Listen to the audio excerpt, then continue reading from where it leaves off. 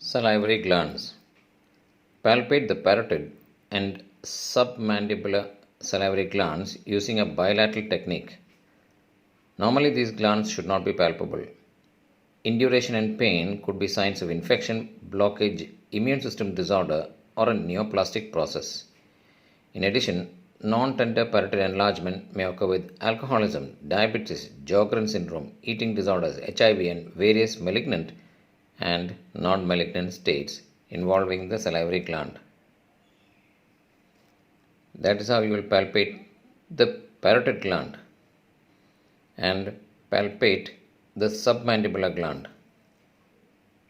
In order to examine for parotid enlargement, it is necessary to ask the patient to clench the teeth so that the masseter muscle is palpable. The parotid gland is best felt behind the masseter muscle and in front of the ear. Remember to examine the deep lobe, which may be seen and felt through the mouth and may displace the tonsil if enlarged. The regional lymph node should be palpated in case of involvement with secondary deposits from a parotid carcinoma.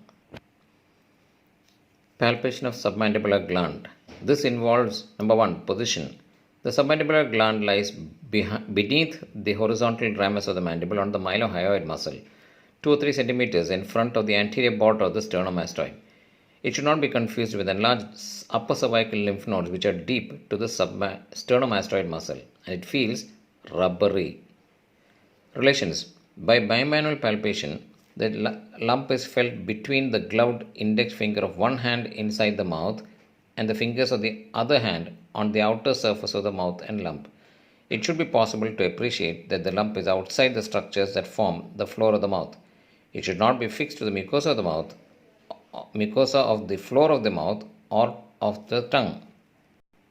The parotid gland extends superiorly from the level of the temporomandibular joint to behind the ramus of the mandible inferiorly and anteriorly as far as the insertion of the masseter muscle into the zygoma.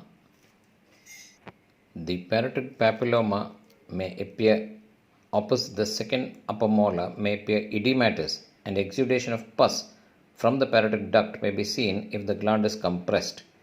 Intraoral palpation of the duct orifice rarely reveals calculi. Bilateral parotitis, especially in children such as mumps. The submandibular gland resides just under the inferior border of the mandible and is best palpated bimanually, with one hand in the lateral floor of the mouth and the other on the submandibular gland. The gland is usually soft and mobile and should not be tender to palpation. The submandibular duct or Wharton's duct runs superiorly and anteriorly to